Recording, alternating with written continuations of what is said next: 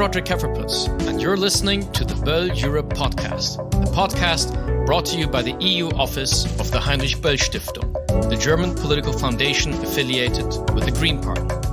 Join us as we discuss some of the most pressing political issues facing the European Union today. Each episode features in-depth conversations with key stakeholders, influential actors, and expert analysts. Discover diverse perspectives and gain valuable insights into the challenges and opportunities shaping the future of Europe. So tune in and find out more about our work at eu.böll.org.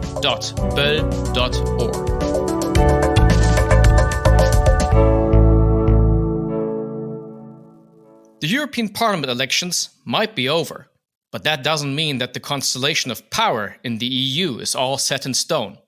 In this episode, we're looking at what the European election result actually means for the EU and the future of the Green Deal, how the Greens in the European Parliament are doing, what their priorities are, and whether the Greens just might be the new power broker that's necessary for the Conservatives, Social Democrats, and Liberals to hold a stable majority. So I'm very excited to have with us Bas Eickhout, long-standing member of the European Parliament, and for a couple of weeks now already, co-chair, co-president of the Greens EFA Group. Bas, it's great to have you on our podcast. Thank you for having me. It's my pleasure and honor to be here. So good to see you. Fantastic. Well, we have got a lot of ground to cover. So let me get straight into it. The European election is over. Europe has voted. What do you make of the results? I really think that that this time it was really not a European campaign. So 5 years ago, we had the feeling that there was really a kind of a start of a European campaign on European topics. Climate was one of those. But in general, you felt like, hey, this is becoming a bit of a European campaign. I have to be very honest, this time it has been a bit of a setback on that.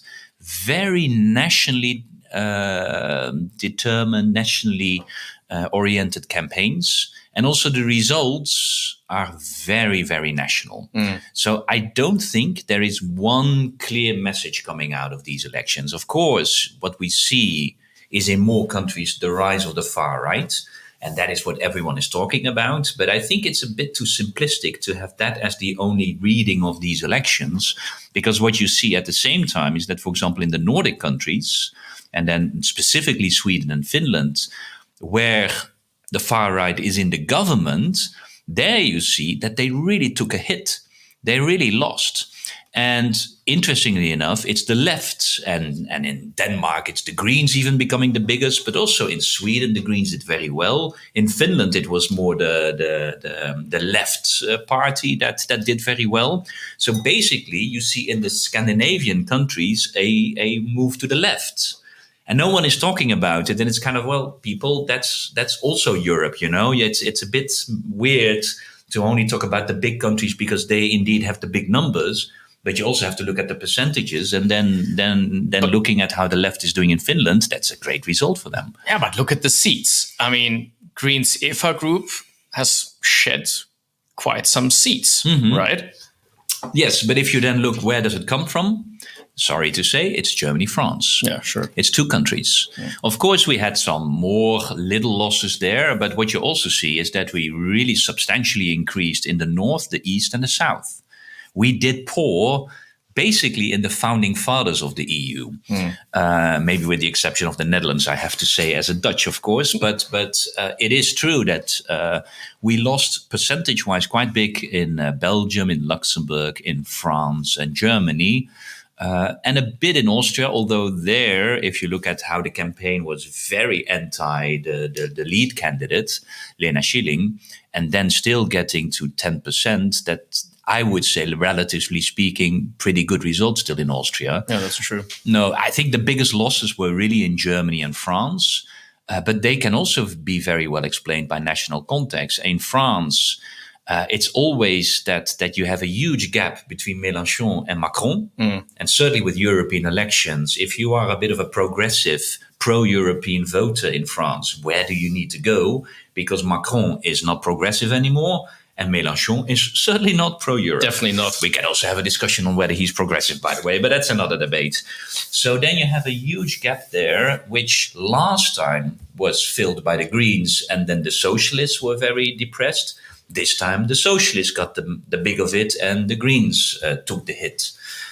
That was basically what happened in France. And in Germany, it's clearly a dissatisfaction with the government. And I think because the Greens are the most visible party in that government, and therefore probably most identified with the government, took the biggest hit. Well, I think there was a number of reasons for the. Well, you know the German situation better than I do. There were a number of reasons, and obviously being part of the government was one of them. I think there were also other issues such as communication and people being a bit tired of change, possibly. And change is obviously always a big green message. But the big winner, really, in this election, if you can call it, the big winner, it was the EPP, right? The Conservatives, and I think one thing that I've learned over the years is that, the election is one thing, but it also matters what happens after the election. Sometimes it's even more important what happens after. Yeah. Exactly. You can be a winner and then 2 weeks later you're the loser. That's exactly it. Or the other way around, I would say. And it's exactly that phase we are in. And the difficulty is that, of course, you come out of a campaign full of adrenaline. You're still in this campaign mode. You are still like, and whether you won, then it's really like, we've won. Now we can tell the others because we've won. We won it all.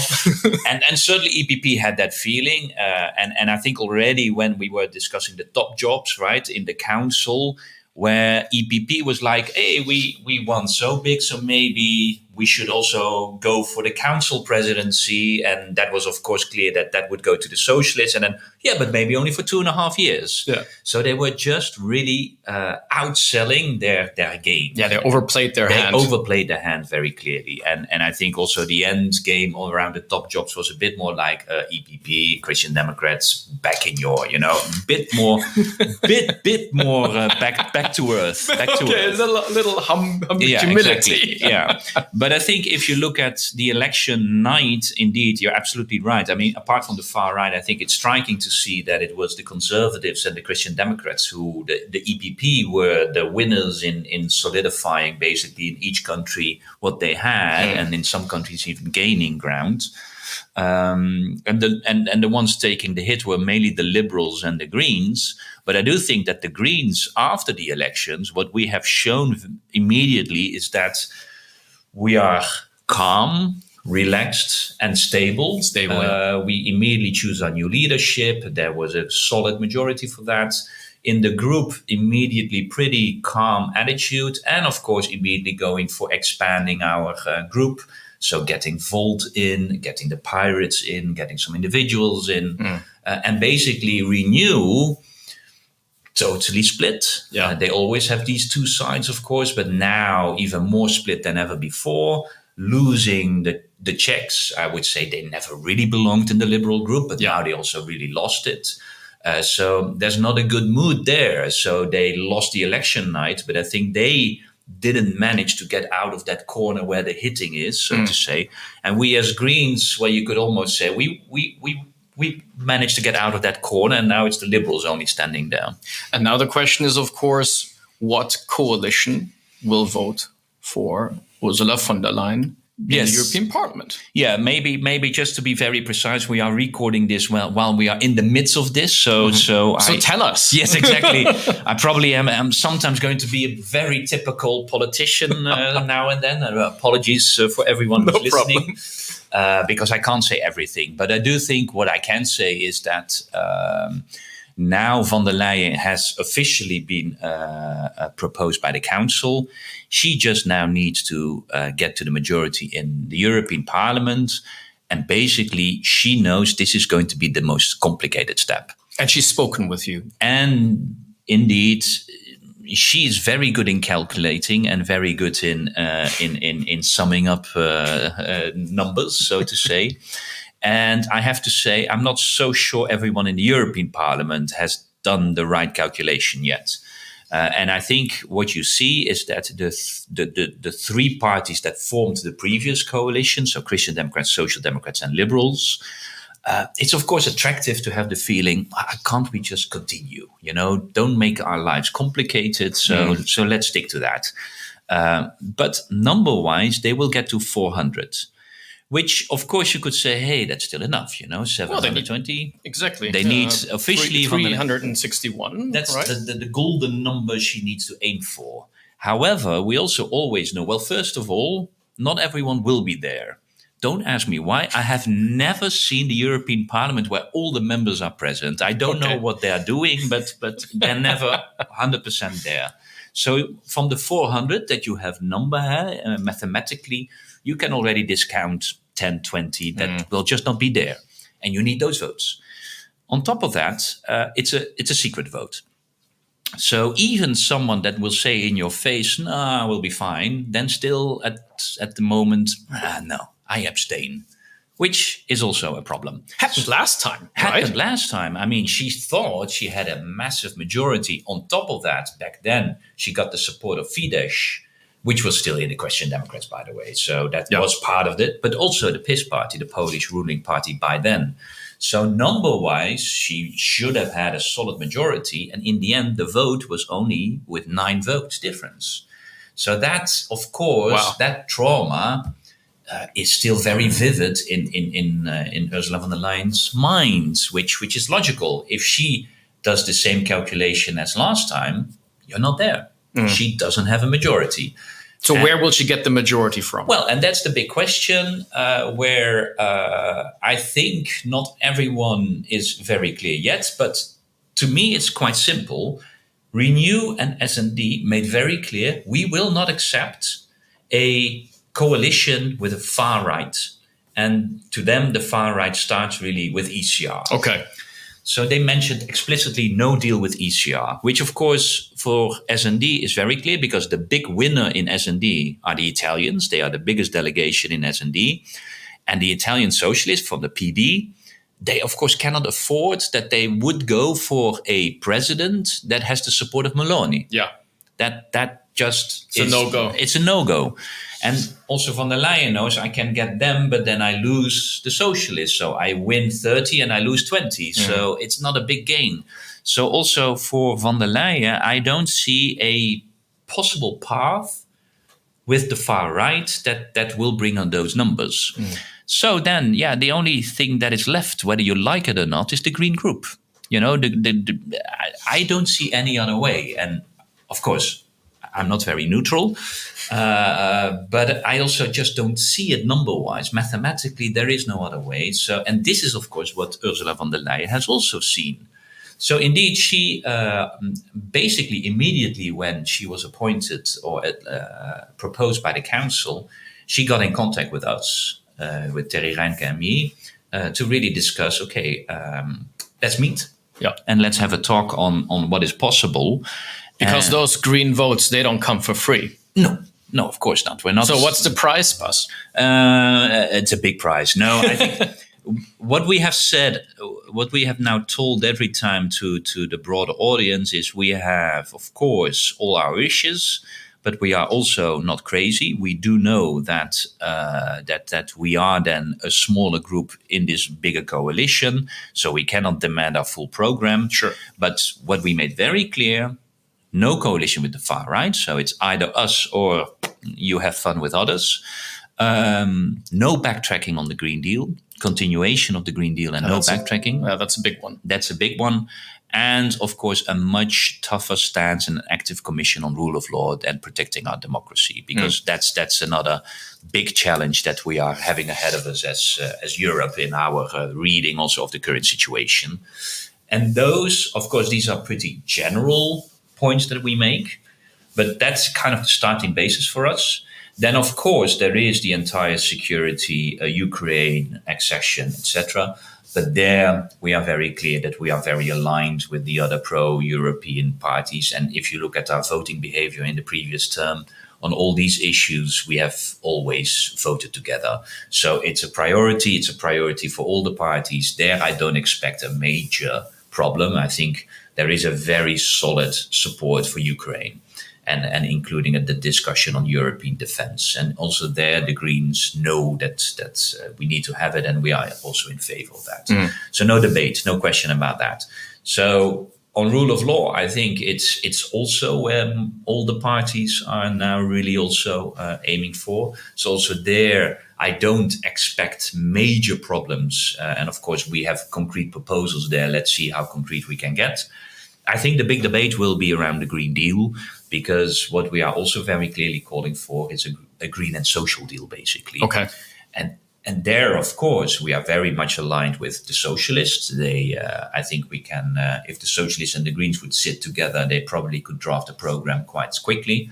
But here, of course, is a bit of this is where the debate will be if you talk to the Christian Democrats and part of the Liberals, right? The Liberals, 50% would be on our side, 50% would be on the Christian Democratic side. I mean, I think that's really the hot issue right now, the future of the Green Deal, right? It is, absolutely. And I have the impression there's already been a little bit of a backroll and a little bit of a watering down on the Green Deal. For example, on the whole area of agriculture, in the context of the farmers' protests and so forth.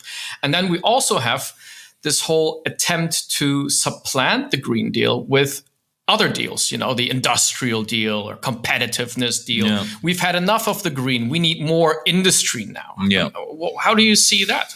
Well, I think in the campaign that has become a bit rhetorically kind of as if there is an opposition between the Green Deal and an industrial deal. What we deliberately already during the campaign said, we also want an industrial deal.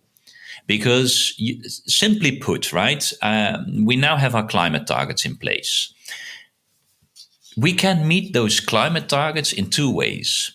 You can meet it by kicking out all the industry out of Europe. Then emissions will go down, emissions will go down. And unemployment will go up. Yeah, but that doesn't emit, right? So, and there are some people maybe thinking that this is the green target. That's absolutely not how we want to achieve those climate targets. Yeah. We want to reach those climate targets with industry. And this is also why we as Greens also during the campaign launched our vision on a green industrial deal to make very clear that to our reading, the only way for our industry to be competitive in the future is by embracing green innovation, embracing the Green Deal targets. But at the same time, it's also true that what we have agreed upon until now is insufficient. So we cannot now just say, okay, this was the Green Deal and we're going to have fun now and we'll let it rest. There is insufficient clarity for our industry. And I think that's on three levels a very big problem. First, of course, energy. We still have a very high energy price, well, for consumers for sure as well, but also for our industry. Yeah. Still, roughly said, the energy price in the United States is half of what the European industry needs to pay. I'm not saying we can bridge that gap entirely, but there are still costs in our energy system that are unnecessary. And the biggest challenge here is, of course, a much more European approach to our energy grid. Because the grid is still very nationally oriented and this fragmented market basically is unnecessarily raising the price even further. So energy is a big challenge, which I think we can all agree upon. This is also kind of, if I read the manifesto of the Christian Democrats, they also are concerned about the energy price. Absolutely. I mean, this is one of the top concerns of industry, exactly. Right? So, followed a lot of the times by bureaucracy and red tape. Yes, that's of course the narrative that bureaucracy and red tape is a problem. I'm not saying it's not a problem. I do think there is at a certain stances there is unnecessary red tape. I just wonder to what level that's European. If I look, for example, in Germany, a lot is also German-made, I would say. So you can then look at Europe, but maybe also look at your own lovely structure, which with the federal construction, so to say, it's creating some levels of bureaucracy. I see. But at the same time, also, of course, Europe plays a role there. But already there in the revision of the Renewable Directive, we have been explicitly looking at how can we speed up the permitting? How can we make that, faster? That we are now also going to look at all kind of reporting obligations. Is there maybe a bit too much stapling of that? And can we kind of harmonize that a bit? Everyone is in favor of that. I don't think there is any green that would say, we love to create bureaucracy for you. I think there is sometimes a political debate, and some conservatives say, let's delete all the reporting, which is kind of, the reporting is there for a reason. To know what the companies are doing, and quite often also what they are claiming they're doing. Yeah, and it's part of business risk management as well. So I think what we need to do is harmonize it better, so that indeed we're all guilty. You make a lot of legislation, and then you have a bit of reporting in this one and a reporting in another law. Yeah. Of course, can we now maybe look at it and say, can we not just make one reporting obligation out of it instead of in different legislations? Yeah. All fine. We can do that. We can improve that. We can still look a bit on, can we speed up the permitting and these kind of elements? But I think there's a lot of issues also with bureaucracy in the different member states. I want to follow up on one particular issue of the Green Deal that's getting a lot of attention. And that's the whole ban on combustion engines. You're a German, right? So. Yes, exactly. And Germany, car country. Yes. Is this a red line for Greens? Because the EPP keeps on talking about wanting to get rid of this ban on combustion engines. If we are saying no backtracking on the Green Deal, if you got rid of the combustion engine ban, it's backtracking, right? I mean, I don't know how you other define backtracking. So, no, we should not get rid of that 2035 target. Because basically, this is exactly what you need to do to our industry, provide clear long-term targets so that they know where they are heading for. And let's be honest, if our European car industry is not making its transition, then in 10 years' time, we will just be importing cheap Chinese cars. And now you can say, let's block that with some tariffs. But you can't stop this. You can't stop this with tariffs. I do have to say, just walking here on the streets in Brussels, I see more and more Chinese electric vehicles on the roads. And why is that? It's because China already 10, 15 years ago decided we are going to do industrial policy. We are going to invest in the entire production chain. So not only looking at the cars themselves, but already taking a decision quite early on. We want to be better also in the batteries and in the entire production chain. Yeah. Also getting the resources for that, the materials. And if you don't have it yourself, then you buy your way in other countries, a bit of the Chinese way. But they did explicit industrial policy while Europe was sleeping. While Europe was thinking how we can still make the combustion engine slightly more efficient, make it a bit better, a bit cleaner. By cheating. Partly by cheating. That turned out that maybe is not the best way. Then they did move on. This was also interesting, by the way, because they said, we were forced because the targets are unmanageable. Then the cheating was found out, was stopped.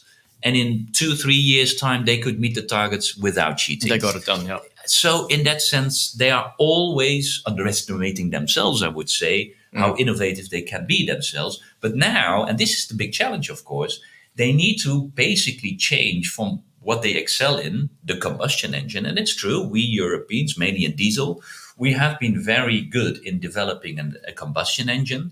But pure physically, an electric engine is superior. It's much more efficient. It's much easier to make. So it's just in the production process, energy-wise, it's superior. So you can then do two things. You can ignore physics. Never a good idea, I would say, but you can ignore physics and try to keep up your combustion engine, leadership. But the rest of the world will move the moment the prices, because that has been the problem, the prices. But what you see now is the price of the electric engine is coming down massively because the big price determinant factor, it was the battery, and the developments in the batteries is astonishing. So it's outperforming all the projections. So the price is going down of the electric car. At a certain moment, the combustion engine is just done. So I would advise the European industry. But then you don't need a ban. Well, what you need, and this is, of course, because this also leads to a different charging infrastructure. So there is a bit of a chicken and egg problem. That's true. With the electric car. And this is also why I have to say this talking about we need to be technology neutral. No government has ever been technology neutral, because you also need to think of the infrastructure. And if you say, let's stay technology neutral, well, and where are we going to wait for investments in infrastructure? So you need a signal to the car industry. You need to go there. Yeah. That's the ban 2035. Yeah. Deliver, by the way, it's a zero emission target, right? But indeed, the superior for cars the superior technology will be electric cars. So they want to go there, but then of course consumers, but also the car industry itself, they want to know for sure that people want to buy those cars. And the big reason why they're not going to buy it for now, prices, but that will go down. Then the reason is, of course, will I be sure that I can charge it? Yeah. So we need investments in the charging infrastructure. Sure. And for that, you need that signal. Exactly. Because now suddenly the car industry is lobbying also for charging infrastructure. So suddenly they come on your side in lobbying for the same. I want to talk to you about, we mentioned it earlier, the kind of rollback and watering down of the Green Deal in the agricultural field, Yes. be it on pesticide reduction and a lot of it taking place in the context of the farmers' protests. Mm-hmm. How do you see the farmers' protests? I mean, there are also legitimate concerns, aren't there? Absolutely. No, I mean, the biggest mistake you could make as a green movement is to say, oh, these are those bad farmers and they're polluting and they should shut up. By the way, I do think that some of the protests we saw was organized, right? I mean, we know that Orban and his organization was paying money also to some of it. So that there is an organized part, but that's a bit what you see. The dissatisfaction is broader. And I would say rightfully so. I think the biggest problem with our farmers, what we're having, is that if you look at the economic kind of incentives that are being developed, both just by the market, but also by European subsidy systems, so the common agriculture policies, they both work in the direction of large-scale farming. The bigger, the more money you get. Yeah. And because of the poor position in the chain, in the entire agro-food chain, the position of the farmer is, of course, you have a lot of producers, a lot of consumers, but you have a couple of big players that are in between, supermarkets, or that are at the input side. So it's the pesticides industry, the chemical industry. So these farmers are basically squeezed between big players who own the market and determine the market price and who determine where the profits is going to take place. There are still a lot of profits in that entire agro-food chain. They just don't land at the farmers. So what do you need to do as a farmer? Produce more. Yeah. Because your profits go down per product. So you need to produce more in order still to earn a bit of a living out of it.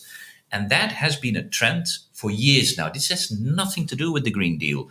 Over the last 20 years, we've lost 1/3 of our farmers in Europe. Wow. While the agriculture size remains the same. So this is a large-scale farming. That is the trend that we see in agriculture. Doesn't make any farmer happy either. No. Maybe a couple of Dutch, maybe, but usually most of the farmers don't want to be forced to become so large-scale because it really becomes more of an industrial practice than why you started the business. Yeah. So no one really wants it, but it's a trend. And then on top of that, we and our subsidies are having this lovely income support. The more hectares, the more money. So that is an economic direction to large scale.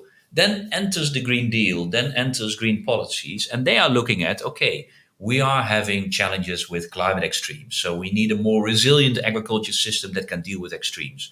We need an agriculture system that is less dependent on pesticides.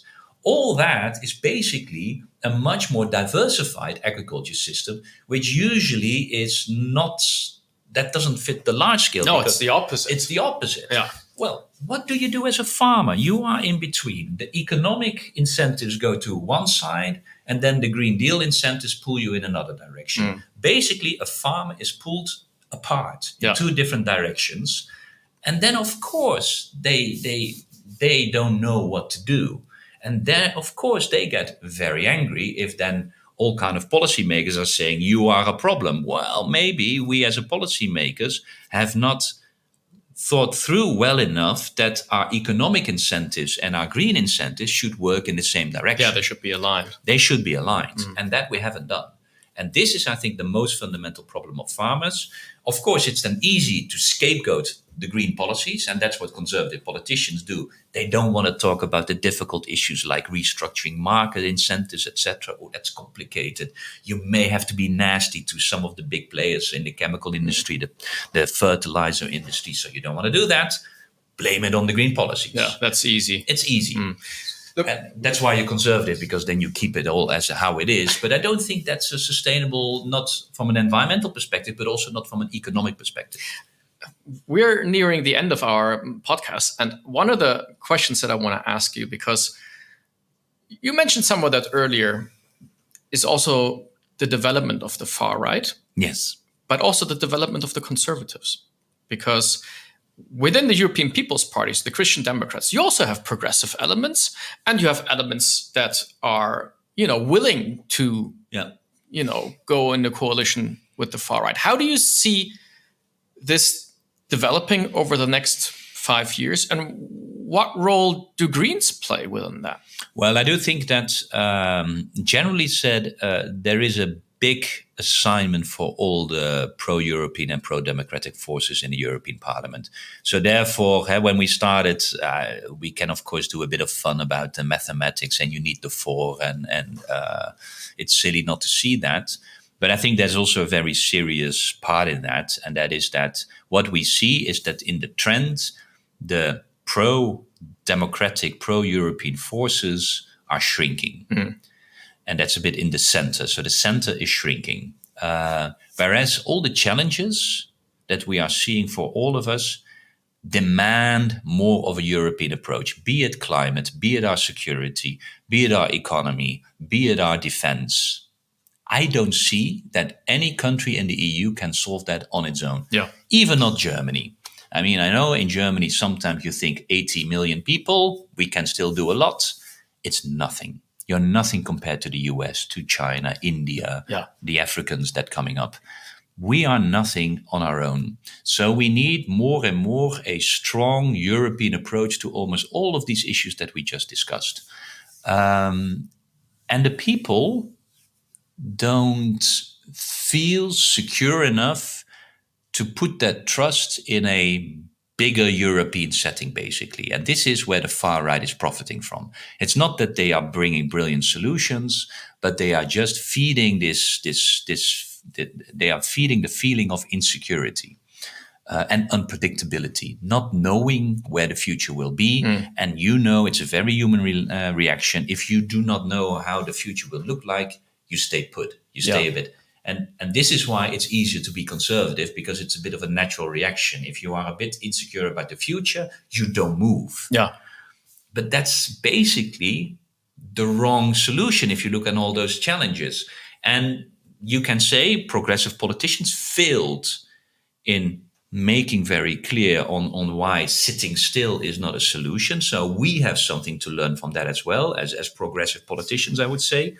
But the more progressive part of the conservatives also need to realize that you have two options now. You can look to your right and then court with them, but they don't want real solutions at the European level. They don't want to have kind of actions that really are head on the challenges we're having. And so they also, not only because of the numbers, but they also for the solutions should build a bridge with progressives that in the end do want the same with our European democracy and our European future. And this is a big assignment for progressives and conservatives. We have different ideas of the world and we come up with different ideas how to solve it. Sometimes we have a different analysis what the big problem is, for example, migration.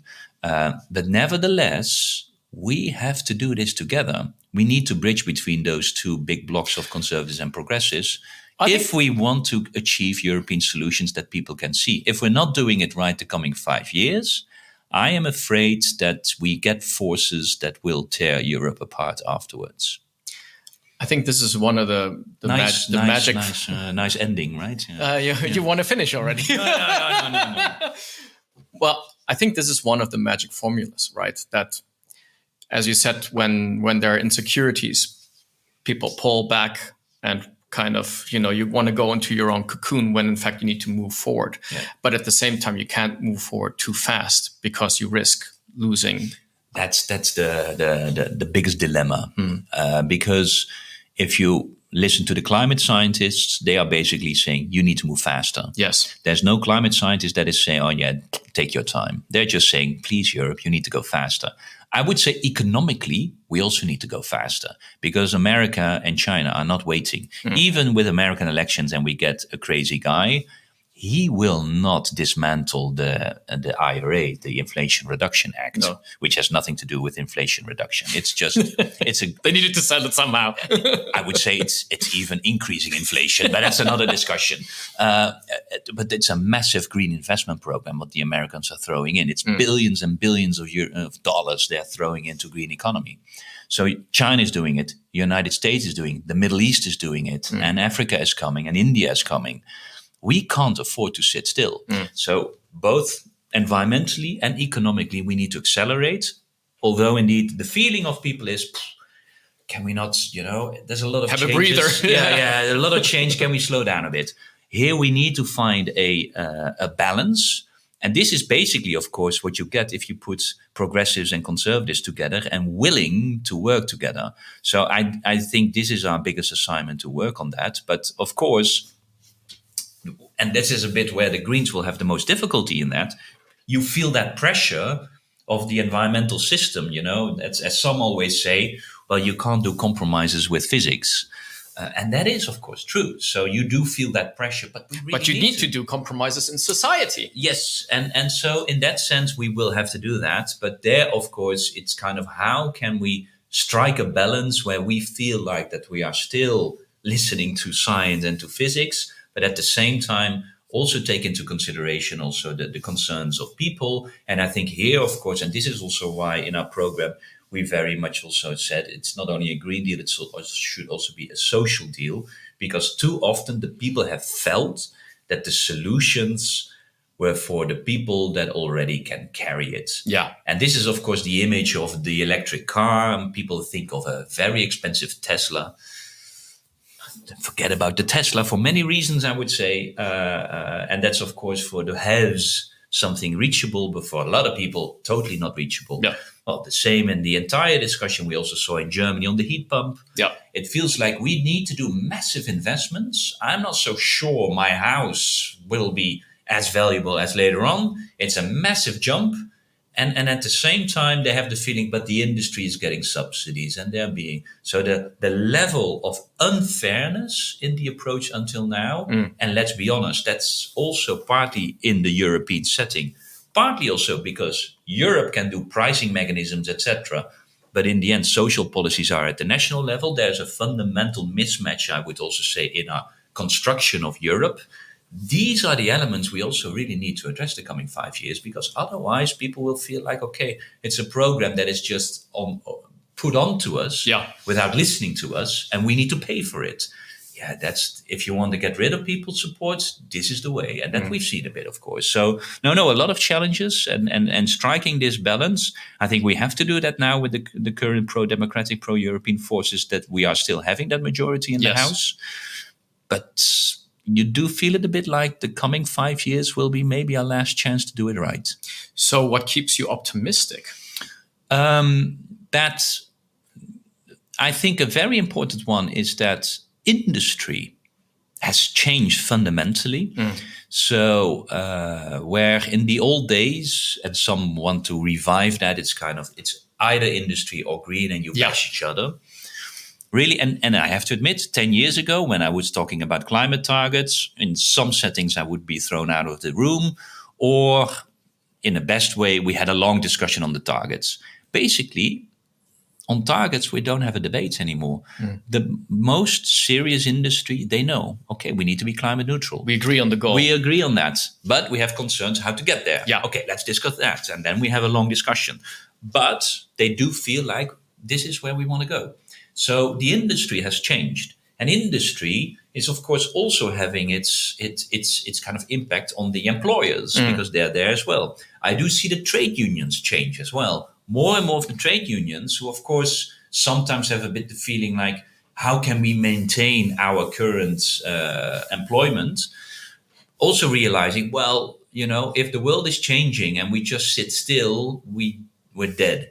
So we need to adapt. Yeah. For example, in the Netherlands, it was the trade unions who forced the steel factory. We have one big steel factory in the Netherlands, and they forced that steel factory, Tata Steel, to come up with a carbon transition plan, because it was the trade unions realizing if we don't change our production, then also because of the support of the people around, it's also health is becoming more of an issue for people.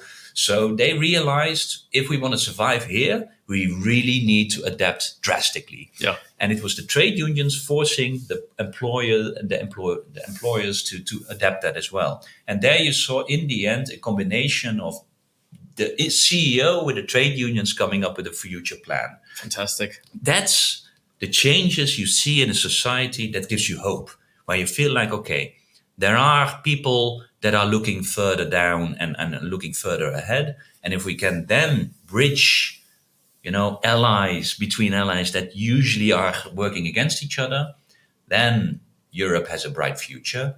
And that is something we need to work on also as politicians. I think that's our big assignment.